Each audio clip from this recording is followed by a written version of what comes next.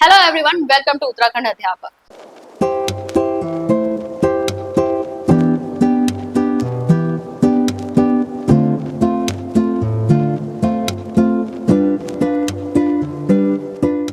तो एलटी भर्ती का जो है आपका सिलेबस बदलेगा या नहीं बदलेगा, पहले मैं इसके ऊपर वीडियो नहीं बनाने वाली थी। इससे रिलेटेड अभी आपकी ग्रुप सी के एग्जाम से रिलेटेड वैसे आपकी एक न्यूज आई थी, तो इस पर वैसे मैं वीडियो नहीं बनाने वाली थी। लेकिन जिस तरीके से आपके क्वेश्चंस बार बार आते हैं, एलटी का कोर्स लेते समय भी आप सबसे पहले ये पूछते हैं कि सिलेबस तो चेंज नहीं होगा, तो आपको थोड़ा सा पता होना चाहिए कि सिलेबस चेंज होने की संभावना यहाँ पर कितनी है। तो अभी 2-3 दिन पहले ही आपकी ये न्यूज आई हुई थी कि प्रदेश में 6 भर्तियों का रास्ता साफ, 3 पर जल्द यहाँ पर फैसला होगा। और यहाँ पर लिखा गया है साफ साफ कि ये जो भर्तियां रुकी हुई थी वो क्यों रुकी हुई थी, सिलेबस ना होने के कारण लटकी हुई भर्तियों पर तेज हुई कार्रवाई। ठीक है, तो ये कई सारी भर्तियां ऐसी थी जिनका सिलेबस डिसाइडेड नहीं था। आपको पता ही होगा, हाल ही में यूके ट्रिपल एससी ने आपके जो कुछ ग्रुप सी की वैकेंसीज या एग्जाम्स जो आपके आ रहे हैं उनका पैटर्न चेंज किया है, उनका सिलेबस बदला है। और कई और भी अन्य वैकेंसीज ऐसी हैं, कई अन्य ऐसे एग्जाम्स हैं जिनके सिलेबस पर अभी वो विचार विमर्श कर रहे हैं, और सिलेबस जैसे ही चेंज होगा ये भर्तियां आ जाएंगी। ऑब्वियसली जब एलटी भी आपका यूके ट्रिपल एससी कराता है तो हो सकता है आप लोगों के मन में ये डर हो कि कहीं दोबारा से सिलेबस चेंज ना हो जाए, क्योंकि यूके ट्रिपल एससी काफी अनप्रिडिक्टेबल है, कुछ भी वहां पर हो जाता है। लेकिन यहाँ पर हम देखेंगे, मैं इस न्यूज को बहुत ज्यादा यहाँ पर नहीं कवर कर रही हूँ, यहाँ पे मैं आपको बता दूं एलटी का नाम नहीं है यहाँ, ठीक है, यहाँ पर एलटी भर्ती का नाम नहीं है। कई अन्य सारे आपकी जो भर्तियां हैं उनके नाम यहाँ पर जरूर लिखे हुए हैं, सहायक लेखाकार, कृषि अधिकारी 1, कृषि अधिकारी 3, केमिस्ट, जल संस्थान, लाइब्रेरियन, ठीक है, कई सारे यहाँ पे लिखे हैं। एलटी भर्ती का नाम यहाँ नहीं है। अब एक बार जरा ना पॉसिबिलिटी देखते हैं कि हमारा सिलेबस चेंज होने की पॉसिबिलिटी यहाँ पर कितनी है। सबसे पहले आपका जो पहले पैटर्न था एलटी का, जो सिलेबस आपका पहले था, ठीक है, वो कैसा था आप जानते हैं। वो पैटर्न क्या था, 70+30। 70+30 मतलब 70 में आपका क्या पूछा जाता था, सब्जेक्ट, आपका विषय पूछा जाता था। 30 मार्क्स में आपसे पेडागोजी पूछी जाती थी। ठीक है, क्या पूछी जाती थी, पेडागोजी पूछी जाती थी। पेडागोजी में भी आपका क्या, मोस्टली आपकी साइकोलॉजी पूछी जाती थी। साइकोलॉजी आपकी लर्निंग की थ्योरीज हो गई, इंटेलिजेंस वगैरह की थ्योरी हो गई, और थोड़ा बहुत आपसे टीचिंग का पूछा जाता था, टीचिंग, और कुछ आपके इंपॉर्टेंट जो आपके आरटी एनईपी वगैरह होते हैं उनके ऊपर आपके प्रश्न बनते थे। ठीक है, ये आपका लगभग हम कहेंगे सिलेबस हुआ करता था पहले। इसके बाद इससे पिछली भर्ती में यानी 2024 में जो आपका पेपर हुआ है उसमें पूरी सेवा नियमावली बदली गई है और पैटर्न चेंज किया गया है। और अब अगर हम एलटी का पैटर्न देखें तो वो क्या हो गया है, यहाँ पर पार्ट 1 और पार्ट 2 कर दिया गया। ठीक है, पार्ट 1 एंड पार्ट 2। पार्ट 1 में आपका 50 मार्क्स का आता है, 50 मार्क्स में से भी 30 मार्क्स में आपकी पूछी जाती है। यहाँ पर पूरे यहाँ पर आप देखेंगे 5 यूनिट्स हैं, 5 यूनिट्स हैं। अभी इनको हम बाद में थोड़ा सा क्लियर करते हैं। 5 यूनिट्स में क्या आएगा, 10 मार्क्स की यहाँ पर आपकी जीके है और 10 मार्क्स की आपकी यहाँ पर क्या है, रीजनिंग। ठीक है, पार्ट 2 में आपका 50 मार्क्स का है और इस 50 मार्क्स में आपका सब्जेक्ट पूछा जाता है। क्या पूछा जाता है, आपका सब्जेक्ट, आपका विषय जो। अब इन जरा 5 यूनिट्स में देख लो, एक बार मैं बता देती हूँ। इन 5 यूनिट्स में से आपका टोटल जो आपने बीएड में पढ़ रखे हैं ना अपने सब्जेक्ट्स, वो सारे पूछे जाते हैं। यानी फिलोसफिकल फाउंडेशंस ऑफ एजुकेशन, जो भी आपका दर्शन समाजशास्त्र से रिलेटेड है वो सब पूछा जाता है। फिर साइकोलॉजिकल फाउंडेशंस ऑफ एजुकेशन, यानी कि आपकी जो साइकोलॉजी और जितना भी आपका पहले पूछा जाता था वो सारा इसमें आता है। फिर थर्ड आपका एजुकेशनल टेक्नोलॉजी से रिलेटेड आपका यूनिट है, उसमें सारे जो आपकी नई टेक्निक्स है, इनोवेशंस है, टीचिंग है, वो सब पूछी जाती है। फोर्थ आपका नया आ जाता है यहाँ पर, जहाँ डिसएडवांटेज या मार्जिनलाइज ग्रुप की जो एजुकेशन है वो कैसे होगी, स्पेशली उत्तराखंड में क्या इसके प्रोविजंस किए हुए हैं, जेंडर बायसनेस क्या होती है, ठीक है, आरपीडब्ल्यूडी एक्ट क्या है, इस तरह की चीजें यहाँ पर पूछी जाती है, यानी विशेष आवश्यकता वाले बच्चों के ऊपर पूछा जाता है। और पांचवा आपका यूनिट है जिसमें आपके कमीशन, एनसीटी, कैब, यूजीसी और आपकी जो पॉलिसीज है ये सारी चीजें पूछी जाती है। तो टोटल आपने बीएड में जितना पढ़ रखा है ना वो सारा इन 5 यूनिट्स में इन्होंने कवर कर रखा है, वो सारा इन्होंने यहाँ 30 मार्क्स में दिया हुआ है।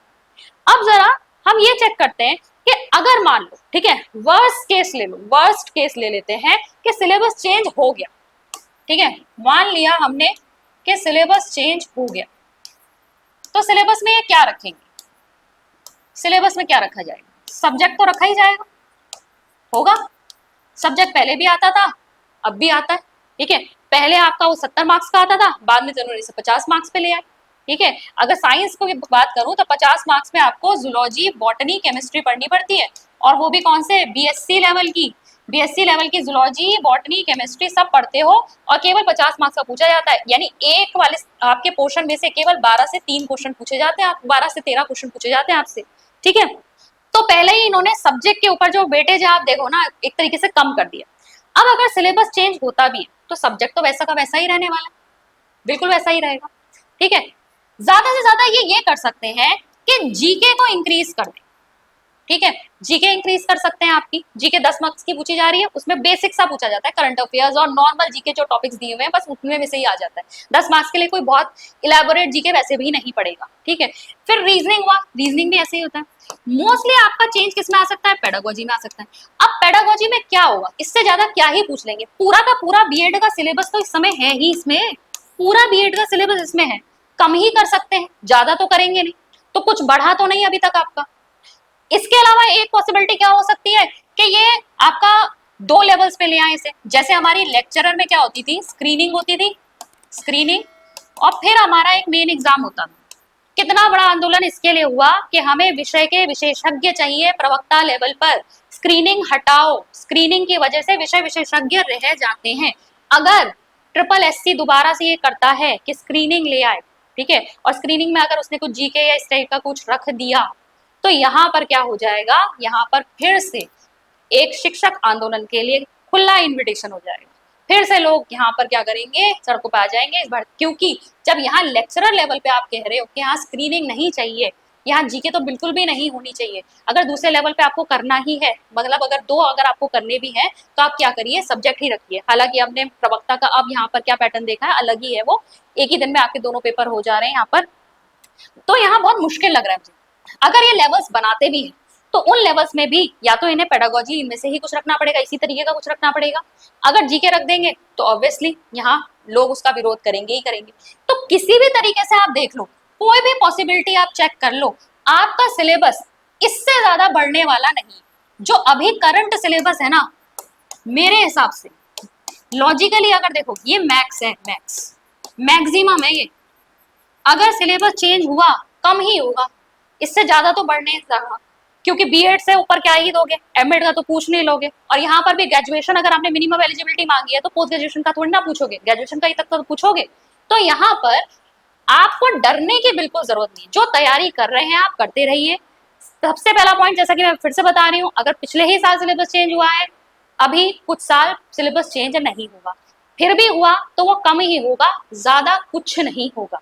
तो इसलिए आप लोग क्या करिए, बिल्कुल निडर होकर आप आराम से एलटी भर्ती की तैयारी कीजिए।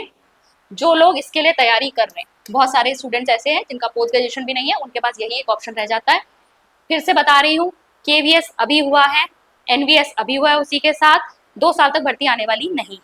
फिर आपका जो DSSS भी, उसकी भी अभी कुछ एग्जाम्स हो रहे हैं, कुछ आपके हो चुके हैं, यहाँ पर भी आपको बहुत मुश्किल से ही भर्ती देखने को मिलेगी अब दोबारा, बहुत जल्दी जल्दी तो एग्जाम हो नहीं रहे। अब यहाँ पर आपके पास ऑप्शन क्या रह जाता है, लेक्चरर जो है आपका, लेक्चरर अभी चल रहा है तो फिर आपका ये कुछ समय बाद ही आएगा, ले दे के आपके पास एलटी वाली ही भर्ती रह जाती है, जिसके बहुत ज्यादा चांसेस है कि आपको ये देखने को मिल सकती है। तो आपको इसी भर्ती की तैयारी करनी चाहिए, ठीक है, लॉजिकली। तो आई होप अब आपको समझ में आया होगा कि सिलेबस यहाँ पर चेंज होने की पॉसिबिलिटी बहुत बहुत ज्यादा कम है, और वैकेंसी आने की प्रोबेबिलिटी काफी ज्यादा है। तो अब अगर आप लोग सेल्फ स्टडी कर रहे हैं तो आप खुद से भी अपनी तैयारी करते रहिए। अगर आप हमारे साथ जुड़कर तैयारी करना चाहते हैं तो आप हमारे कोर्सेज में एनरोल हो सकते हैं। यहाँ पर हमारे एलटी फर्स्ट पार्ट को तो हम करा ही रहे हैं, साथ ही साथ साइंस भी यहाँ पर चल रहा है, एसएसटी भी यहाँ पर चल रहा है। तो अगर आप सब्जेक्ट की तैयारी भी हमारे साथ जुड़कर करना चाहते हैं तो आप हमारी अचीवर्स ऐप को डाउनलोड कर सकते हैं। डाउनलोड करने का लिंक आपको नीचे डिस्क्रिप्शन बॉक्स में मिल जाएगा। मैं मिलती हूँ आपसे नेक्स्ट वीडियो में। Thank you.